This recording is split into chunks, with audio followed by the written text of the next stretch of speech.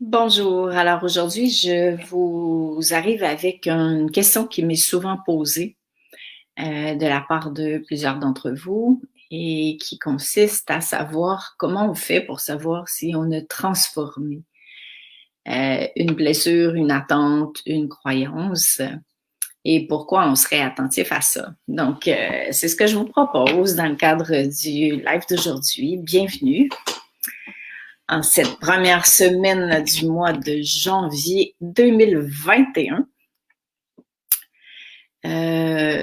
Toujours évidemment heureuse de vous accueillir, heureuse de vous lire aussi, hein, s'il vous plaît. N'hésitez pas à poser vos questions, à partager vos commentaires, c'est hyper important. C'est aussi très éclairant pour les autres personnes qui écoutent parce que vous le savez, on s'enseigne beaucoup les uns les autres, donc c'est très riche vos questions, vos partages. Et ça me permet d'aller encore plus loin, évidemment, dans les enseignements. Donc, salut Lucie, Corinne, Linda, Christiane, Karine. Contente de vous retrouver. Je vais fermer le rideau derrière, je crois, parce que la lumière elle rentre trop fort. Est-ce que ça va être mieux pour l'éclairage?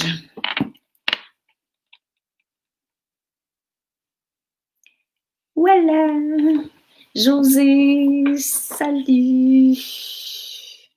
Marjoëlle, Catherine, Sylvie, Myriam. Eh ben, dis donc, hein, ça m'a l'air d'un sujet qui vous intéresse.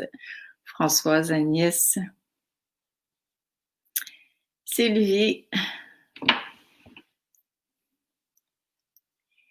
C'est quand même un bonheur, n'est-ce pas, d'avoir cette technologie pour pouvoir connecter les uns avec les autres, surtout dans cette période de grande transformation.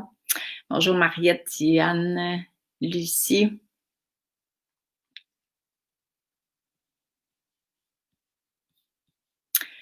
Sophie, salut. Donc, je vais commencer tout de suite. Premièrement, ce que je tiens à vous dire pour démarrer, c'est que à partir du moment où vous avez envie de savoir si vous avez transformé une blessure, une attente, une croyance, une peur, mais c'est déjà que vous n'êtes plus dans le rôle de la victime.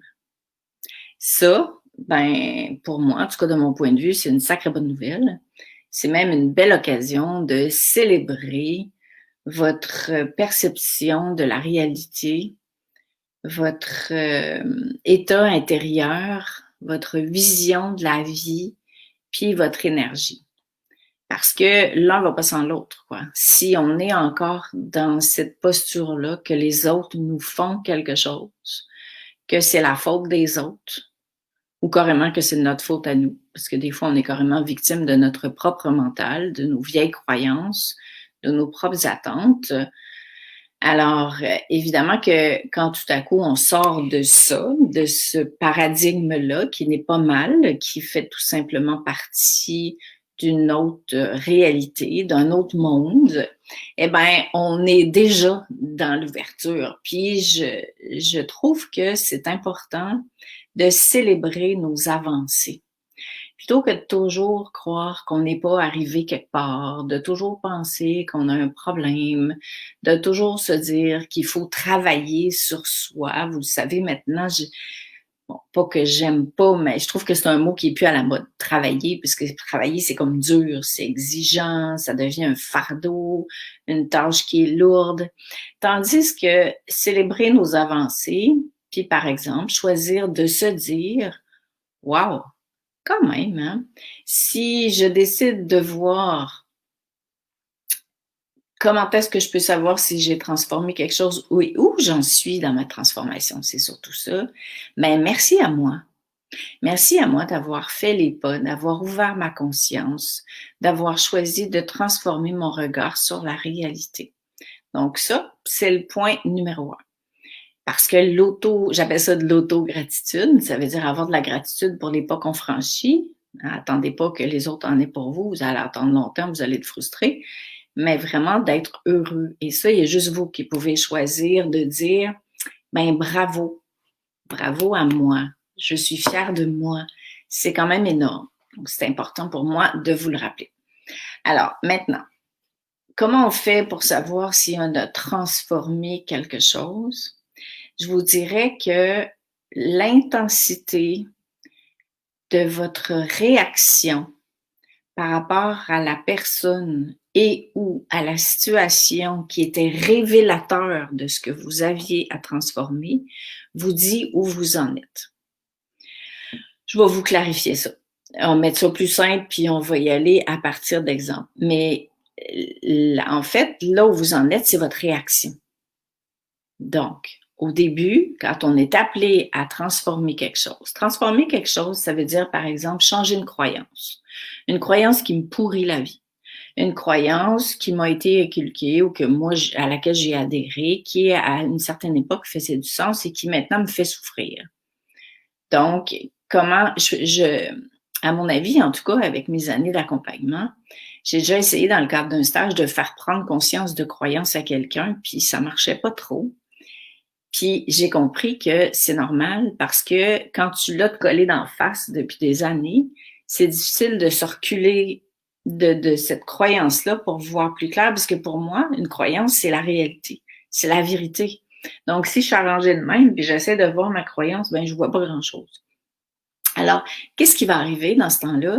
C'est que la vie, l'intelligence de la vie, hein, c'est brillant ça, va mettre sur ma route, et c'est moi en même temps, une personne, une situation qui va venir me montrer que cette situation, cette croyance-là, elle est inconfortable. Donc, ça va me faire vivre une forme de malaise, d'inconfort, de bouleversement, de réaction émotive, soit que je vais exploser en colère, soit que je vais me sentir hyper impuissant, soit que je vais trouver que, oh mon Dieu, mais c'est tellement pas juste ce qui se passe là, puis comment ça se fait que gna gna gna gna gna, soit que je vais me replier sur moi-même. Donc, j'ai toutes sortes de réactions émotives. Puis plus la charge est forte par rapport à une croyance, plus la charge est forte par rapport à une peur. Et là, ben, vous avez toutes les occasions d'aller vérifier s'il vous reste des peurs à l'intérieur de vous à cause de ce qui se passe à l'heure actuelle. Donc, je peux choisir aussi de remercier tous les bouleversements extérieurs parce qu'ils sont en train de montrer toutes les parts de moi qui appellent soit à être éclairées, c'est-à-dire à mettre de la lumière dessus, à voir plus grand, à se souvenir qu'il y a un plan divin qui gère tout ça, qui est plus grand que nous, puis que même si je comprends pas, je décide d'avoir la foi. Pourquoi? Parce que ça me permet d'avoir un bel état d'esprit, parce que ça me permet d'avoir une belle énergie, puis parce que si j'ai une belle énergie, j'attire des belles affaires. Donc, j'aurai jamais la preuve que tout ça, c'est complètement vrai. Mais tant qu'à faire, je suis aussi bien d'aller dans le sens de mon évolution, d'aller dans le sens d'attirer le meilleur. Donc, je fais comme si, et ça, c'est une forme de foi consciente. Alors, je le répète, la situation actuelle, toutes les divisions familiales, tous les points de vue différents, toutes les décisions gouvernementales, toutes les attentes que j'aurais par rapport à une autre personne ou par rapport aux politiciens ou par rapport aux gens de la santé ou par rapport d'être capable de revenir en moi puis de me dire, est-ce qu'il y a une attente qui serait derrière ça? Est-ce que je nourris encore l'attente, par exemple, que le monde soit parfait pour que je sois bien? Ça demande beaucoup d'humilité pour être capable de se regarder comme ça. Ça demande beaucoup de force, beaucoup de courage, pas de se remettre en question tout le temps parce que j'ai un problème, mais de virer le miroir de côté puis de faire, est-ce qu'il y aurait une attente là-dedans qui m'appartient? Et là, évidemment, si vous y allez avec vos vieilles références, vous allez vous dire peut-être, ben oui, j'ai raison de vouloir que le monde soit meilleur pour que je sois bien. OK. Est-ce que c'est réaliste? Est-ce que le monde a un jour été parfait? Non. Est-ce que peut-être que ce serait à moi de revisiter ma définition du monde et puis de me dire que mais j'ai peut-être une responsabilité là-dedans. Peut-être que la fameuse perfection, hein, qui est une définition à laquelle j'ai adhéré, puis vous en avez peut-être toute une de différente, ben peut-être que ce serait à moi de redéfinir ça. Puis là, votre mental, votre ego va dire, ben non. Puis, ben oui, pourquoi pas? Pourquoi vous choisiriez pas de redéfinir la perfection pour que ça vous permette d'avancer dans la vie, pour que ça vous permette justement de vous foutre la paix, puis d'arrêter de croire que vous devez être parfait, que vous n'êtes pas assez parfait, que vous ne serez pas assez aimé si vous n'êtes pas parfait, que le monde devrait être parfait pour que vous soyez bien. Alors, voyez-vous à quel point c'est tout ça, là, la peur de la mort. Hein? Plein de gens ont peur de la mort à l'heure actuelle. Entre vous et moi, on devrait peut-être plus avoir peur de ne pas vivre que de mourir, parce qu'on va tous mourir. Mais, ah oui, peut-être qu'il y a quelque chose par rapport à la mort en dessous de ça que j'ai jamais voulu regarder. Mais oui, c'est normal. Personne ne veut mourir. Pourtant, c'est la seule chose que vous savez, c'est que vous allez payer des impôts et vous allez mourir un jour. Donc, mais comment ça se fait qu'il y a 90% des gens qui veulent pas savoir qu'ils vont mourir parce qu'ils ont peur d'être déprimés si jamais ils savent qu'ils vont mourir. Ici, c'était le contraire. Ici, en accueillant le fait que notre nature humaine, elle est mortelle, peut-être que je vais encore plus profiter de la vie, peut-être que je vais encore moins me désoler si la voisine ne me regarde pas, parce que, comme disait mon mari avant de mourir, je vais remettre l'essentiel au cœur de mon quotidien.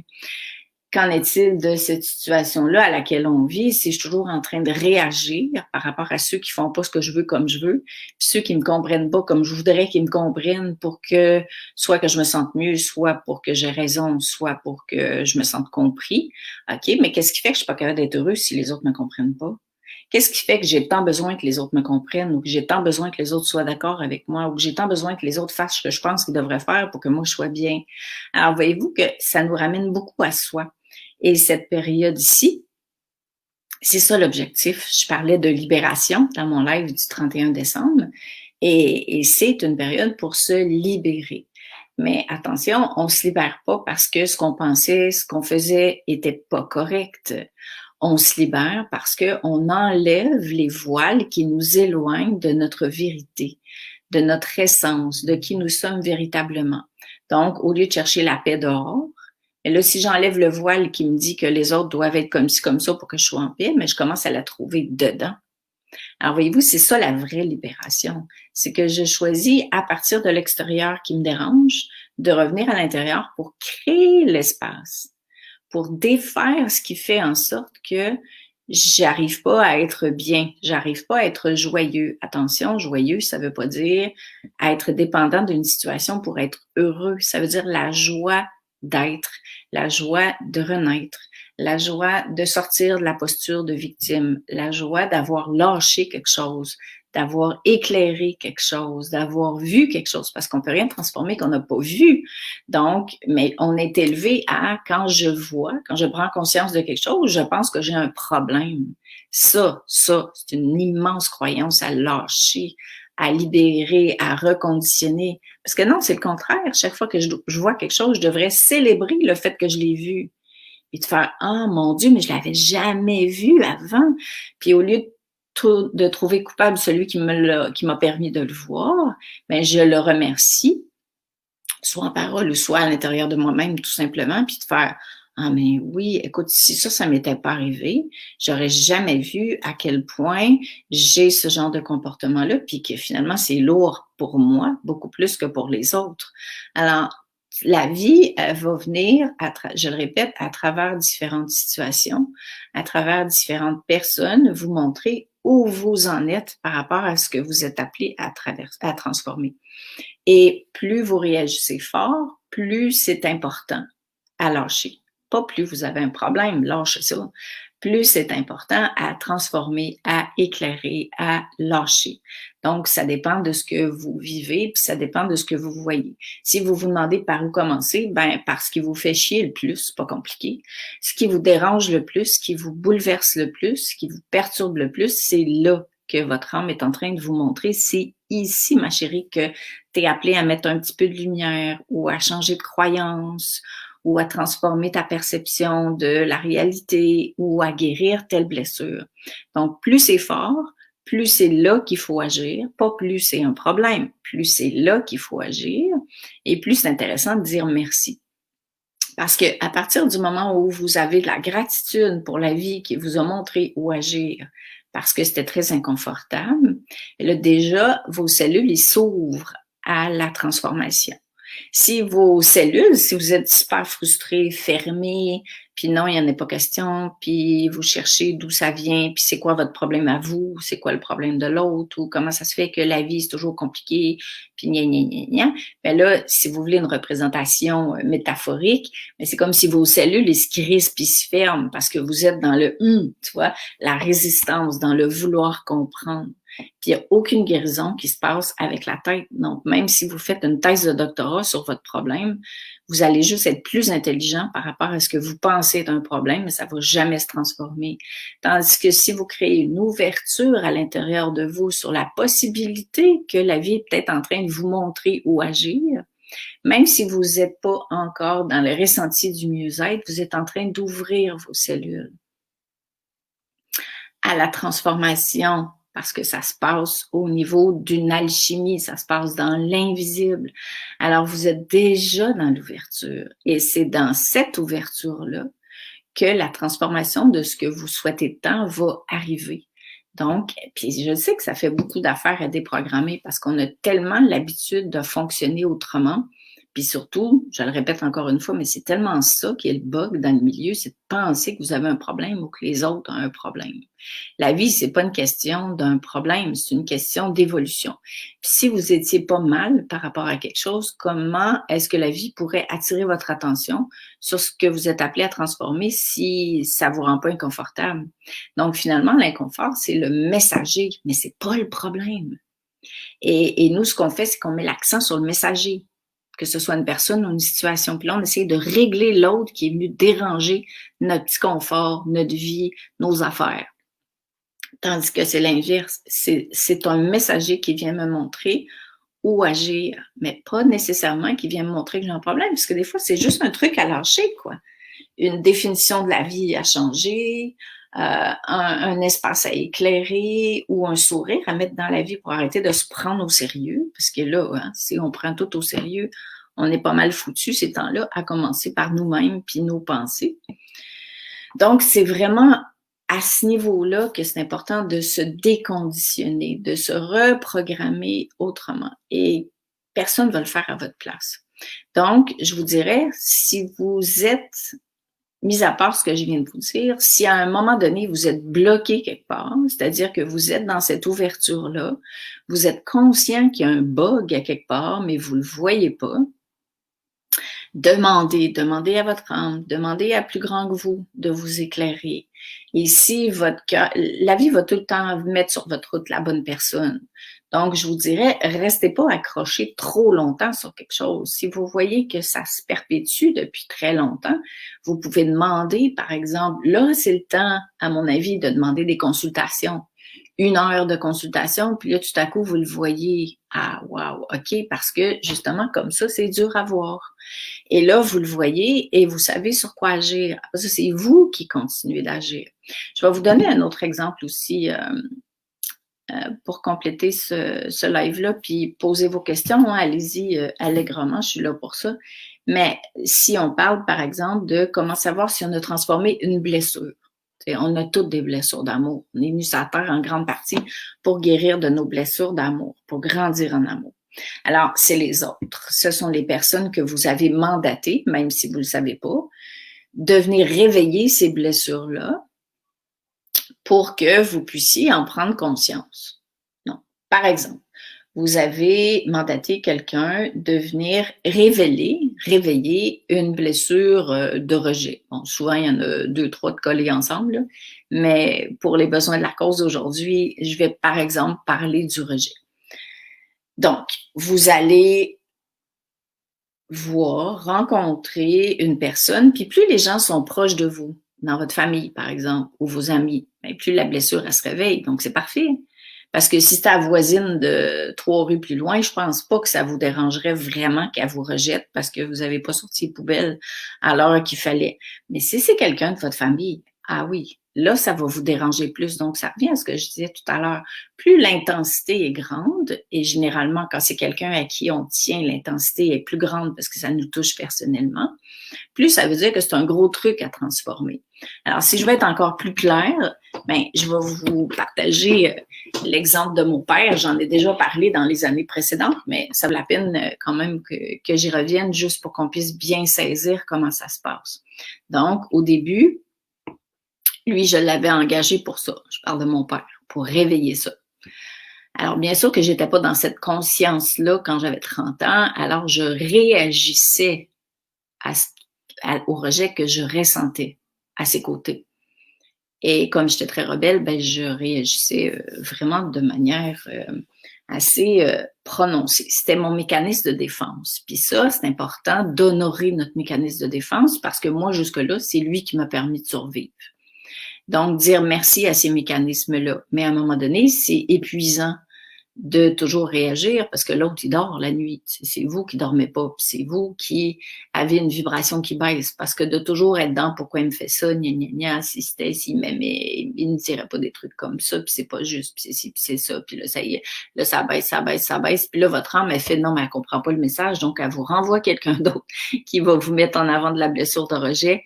Puis là, si on n'est pas encore dans cette conscience-là, on va encore accuser l'autre, puis finalement, bon, on va s'isoler peut-être pour éviter que les autres nous rejettent, puis là, on souffre encore plus parce que c'était pas ça l'objectif. Voyez-vous comment ça fonctionne? Et toujours est-il que là, quand j'ai commencé à voir clair, j'ai vu que mon père était révélateur de l'intensité de cette blessure-là qui me faisait beaucoup, beaucoup, beaucoup réagir. Et ce que j'ai choisi de faire, c'est qu'à chaque fois qu'il réveillait ma blessure de rejet, pour moi, une blessure, c'est un trou. Hein? Bon, vous allez peut-être dire, elle a fait 12 ans d'université pour parler de trou, mais c'est simple. C'est comme un trou dans notre cœur. Parce que à force de vouloir le nommer puis le décortiquer, mais je vous le répète, c'est juste la tête qui veut tout comprendre. Mais une blessure, c'est une blessure. Okay? Puis c'est une blessure d'amour. Donc, l'idée, c'est de se souvenir, par exemple, que, OK, mon père est en train de réveiller un trou dans mon cœur. Mais moi, c'était plus qu'un trou, c'était un cratère. Et là, ce que je faisais quand j'arrivais à la maison, je choisissais de remplir ce cratère d'amour. Parce qu'il y a juste l'amour qui guérit. Même si vous y croyez pas, ça marche quand même. Et là, ce que je faisais, c'est que je m'installais en visualisation, en méditation, puis j'en ai plusieurs dans ce sens-là. Et là, je m'imaginais, par exemple, le grand cœur divin dans lequel se trouve cette forme d'amour qui peut tout, guérir tout, et plein de petits cœurs qui descendaient dans mon propre cœur pour aller colmater cette blessure de rejet. Et ce qui arrive, c'est qu'au fil du temps, mais là, cette blessure-là se colmatait. Le cratère a fini par être un trou. Et comment, hein, c'est la question du live d'aujourd'hui. Comment savoir si on a transformé, par exemple, complètement une blessure d'amour? Ben là, la vie me remettait soit mon père, soit une autre personne qui réveillait cette blessure-là. Et c'est là que c'est important de vivre en conscience, parce que si je retombe encore dans la victime, puis que je me dis, bon, ben là, comment ça se fait que ça fait 1 an que je choisis de visualiser pour remplir cette blessure-là, puis qu'il m'arrive encore quelqu'un qui me rejette. Mais non, c'est pas ça l'idée. C'est de vérifier l'intensité de votre réaction au rejet, à la situation et ou à la personne. Et moi, ce que j'ai réalisé, c'est que de fois en fois, de 6 mois en 6 mois, parce que là, il fallait pas que, c'était pas obligé de me foutre dans la gueule du lion non plus, puis d'y aller tous les semaines, là. Mais à chaque 6 mois, quand j'y allais, je revivais la même chose, mais avec une intensité beaucoup moins grande. Donc, au lieu de me dire pourquoi je le vis encore, mais quand je revenais dans la voiture, j'avais 2 heures et demie pour y penser, c'était de faire « Ah, ouais, wow, quand même, hein? » J'ai réagi à, bon, on va dire un chiffre comme ça, là, mais genre, j'ai réagi, mais 2 fois moins que d'habitude, quoi. Puis la fois d'après, c'était « Oh mon Dieu, mais j'ai encore réagi un peu. » Ou pendant que je pars, j'ai pas réagi là-bas, mais en revenant, mon ego a pris le dessus, puis c'est dans la voiture que ça s'est mis à se perturber à l'intérieur de moi. Et c'est bien moins fort qu'avant, parce que j'ai pas réagi pendant que j'étais avec lui, mais ça s'est juste réveillé dans la voiture. Voyez-vous la distinction? Et c'est ça que moi j'appelle de l'auto-accompagnement. C'est-à-dire qu'on s'accompagne en conscience, mais je choisis de voir la vie autrement. Je choisis de ne plus être victime. Je choisis de croire que la vie m'envoie ce qui me reste à transformer. Et la vie m'envoie pas ça pour me dire que j'ai encore un problème. La vie m'envoie ça pour me montrer où en suis-je dans ma transformation. Jusqu'au jour où je me suis retrouvée encore une fois devant la même situation. Et là, plus rien. Ça bougeait plus à l'intérieur de moi, à un tel point que je me regardais et je faisais, voyons, ça bouge plus. Il n'y a aucune réaction, il n'y a aucune émotion, il n'y a aucune injustice, il n'y a aucun sentiment de rejet. Je me suis dit, c'est peut-être moi, tu sais, peut-être full de bonne humeur aujourd'hui.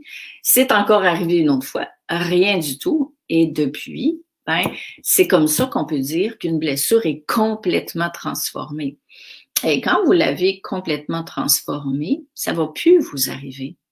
Ça va plus vous arriver puisque la vie, l'intelligence de la vie ou votre âme, puis là, comme vous voulez, aura plus besoin d'envoyer des messagers pour vous montrer où guérir parce que c'est guéri.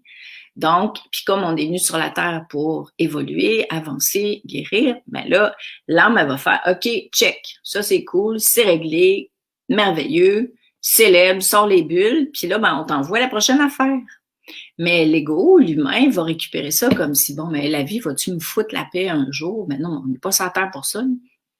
Donc, c'est complètement une autre vision de la réalité qui nous fait pas souffrir, qui fait qu'on est content, heureux. Ben oui, quand on passe dans le chat de l'aiguille, comme je vous ai raconté le 31 décembre, c'est pas cool. Mais en même temps, ça nous permet d'avoir une vie beaucoup plus légère, beaucoup plus agréable, de ne plus attirer ce genre de situation-là et d'attirer justement des choses qui sont à la mesure de ma fréquence d'amour, mon essence profonde.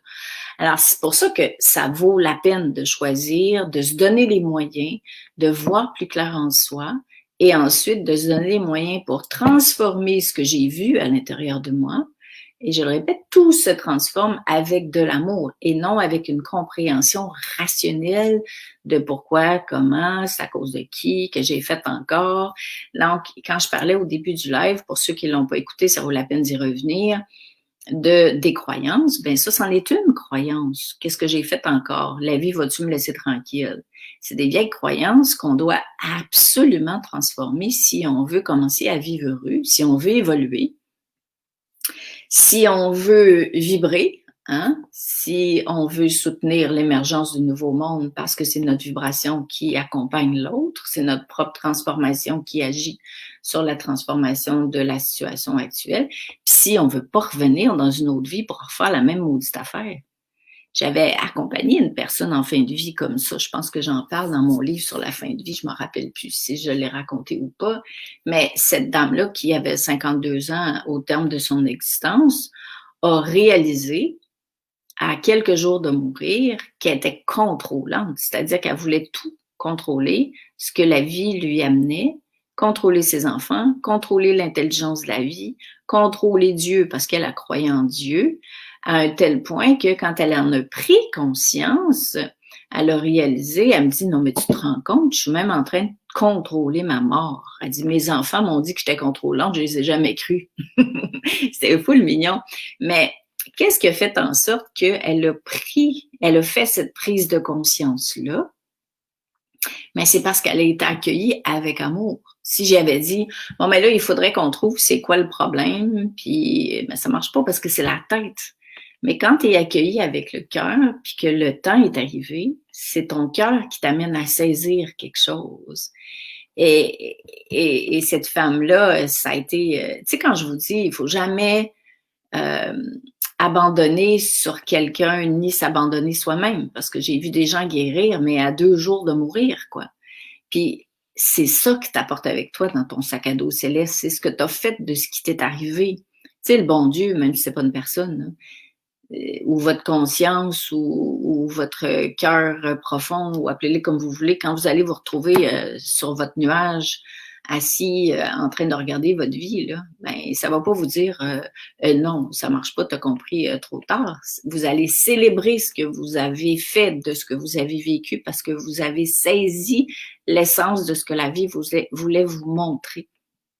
Et cette femme-là, pour moi, a été, entre autres, une messagère hyper intéressante parce que tout à coup, elle s'est mise à rire, à sourire, son visage s'est allégé, elle n'était pas crispée comme elle était avant parce qu'elle était hyper frustrée, parce qu'elle ne mourait pas, puis comment ça se fait que blablabla. Puis là, tout à coup, quand elle a vu que sous ça, il y avait le contrôle, tu vois, de vouloir dicter à la vie sa propre volonté, là, elle a relâché, elle s'est apaisée, puis n'oubliez pas, elle était en colère parce qu'elle ne mourait pas. C'est complètement le contraire de d'autres personnes. Et le fait qu'elle ait vu ça, mais là, elle m'a demandé, mais OK, mais maintenant, je fais quoi? Parce que j'ai jamais fait ça, faire confiance à plus grand que moi. Donc, on a trouvé une image qui la rassurait. De la petite fille, donc la petite fille à l'intérieur de soi, hein, pour celles qui font la formation de révolution intérieure, la petite fille, puis celles qui le font pas aussi, qui donne la main, puis elle, son représentant, celui à qui elle voulait donner la main, c'était Jésus. C'est ça qu'elle aimait. Donc, elle s'est vue en petite fille qui donnait la main à Jésus, puis c'est genre, OK, je te suis. Je te suis. Puis je lâche, tu vois, je lâche le contrôle. Puis croyez-le pas, le lendemain matin, quand je suis arrivée, elle était partie. Donc, elle avait saisi, puis j'avais dit à la blague, mais est-ce que ça vous fait envie de vous réincarner pour revenir à cet apprentissage-là? Puis elle dit, oh mon Dieu, mais jamais de la vie, tu vois, je ne reviendrai pas en bébé pour me réincarner, pour apprendre de lâcher le contrôle, puis de faire confiance à plus grand que moi. Et là, on s'était mis à rire toutes les deux, puis tu sais, tu dis ça à quelqu'un, mais on a ri. Ils vont dire, ben voyons, vous avez ri sur le lit de quelqu'un qui t'a enfin dit, oui, on a ri. Parce qu'au lieu de s'en vouloir de ne pas l'avoir vu avant, elle a célébré le fait qu'elle l'avait vu, puis elle était super heureuse, puis elle est partie en paix.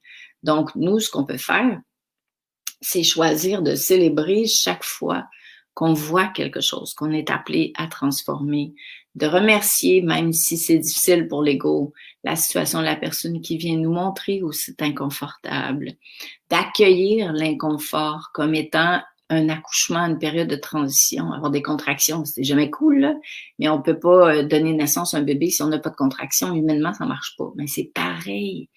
Accueillir les contractions de la vie comme étant partie prenante de la renaissance. Et plus on accueille la contraction, plus la naissance arrive avec facilité, plus on saisit les choses, plus les bonnes personnes sont mises sur notre route pour nous montrer où agir. Et ensuite, ben, c'est de mettre un outil en place pour pouvoir justement, quand c'est le temps de guérir, une blessure d'amour profonde, de la transformer ou ça peut être juste de la lâcher, tout simplement. Donc, ben, vous êtes bien silencieux, hein? Si je vais quand même rester comme on a un petit décalage, une petite minute pour voir si jamais vous avez des questions par rapport à ce que je vous ai partagé aujourd'hui. Et je vous le répète, c'est plus important que ça l'a jamais été. Parce que moins on veut le voir, plus la vie va nous le montrer. Et si on est encore dans la lecture qu'on est victime, qu'on n'arrive jamais nulle part, que la vie c'est compliqué, que si ça, mais ça va être de plus en plus difficile. Et évidemment, ben, on va attirer encore plus ça jusqu'à temps qu'on saisisse de le transformer. Donc, on peut le faire maintenant. On peut le faire la semaine prochaine. On peut le faire dans la prochaine vie aussi. Mais pour le bien-être de l'humanité, je nous souhaite d'être dans cette conscience-là. Puis si vous êtes ici, ben, j'imagine que c'est ça. Hein? Alors, ben, comme il n'y a pas de questions, souvent les questions arrivent quand j'ai fermé le live parce que j'ai pas été assez patiente pour attendre. Mais en tout cas, je vous remercie vraiment d'avoir été là. Et évidemment, on se retrouve la semaine prochaine dans la plus grande joie. Ginette, tu dis, je suis en retard, je recommence. Il n'est jamais trop tard, bien sûr que non. C'est la grande joie de pouvoir écouter tous les lives en différé. Si vous n'étiez pas au courant, tous mes lives sont transférés sur ma chaîne YouTube qui porte mon nom. Donc, gros bisous. Salut, à la semaine prochaine. Bye.